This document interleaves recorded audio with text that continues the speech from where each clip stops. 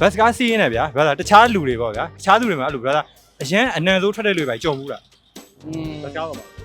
ဟိုကနည်းနည်းပေါ့ဒါတစ်ခါကြောက်ကြုံဘူးတော့ ခါလေးကြုံတယ် ဘာညာ ဘာညာတော့ဘာကြီးလဲဂျိုင်းရွေးတော့ပြောအဲ့ဒါကျွန်တော်အဲ့ဒါပဲပြောအဲ့လိုနည်းလူတွေနဲ့ကြုံလို့ရှိရင်ဗျာဘတ်အဲ့လူတွေဘာလို့ပလိုက်ရှင်လဲ ဘာမှမလုပ်လိုက်ဘူးကြာကျွန်တော်ဘေးကတ်ထိုးလိုက်တယ်နည်းတွန်းလိုက် တွန်းလိုက်တယ် နည်းလေးပဲတကယ်ကြီးတော့မတွန်းလေဗျာဒီလိုမျိုးကျွန်တော်ပြောတာ မတိမတာလေး မတိမတာလေးပဲပေါ့ဒီလိုမျိုးနှာခေါင်းလေးရှုပ်လိုက်တာပေါ့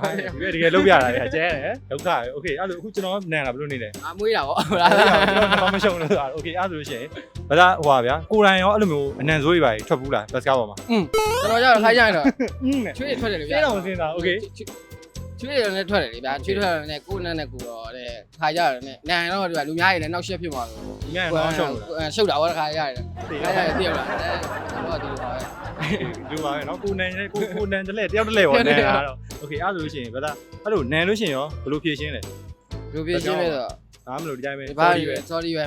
ဒီကြောင်ဆောင်ဒီချက်လေးနဲ့ အဲ့ဒါပဲကောင်းတယ်โอเคအဲ့ဆိုလို့ရှိရင်ဘာသာဗျာနောက်တစ်ခါကြီးကျလို့ရှိရင်ဘတ်စကားစီးရင်ပေါ့ဘာသာအနံဆိုးတွေမထွက်အောင်ကျွန်တော်ဘာသာကိုဒီမှာဘယ်လာမန်ရုံးလေးလက်ဆောင်ပေးလိုက်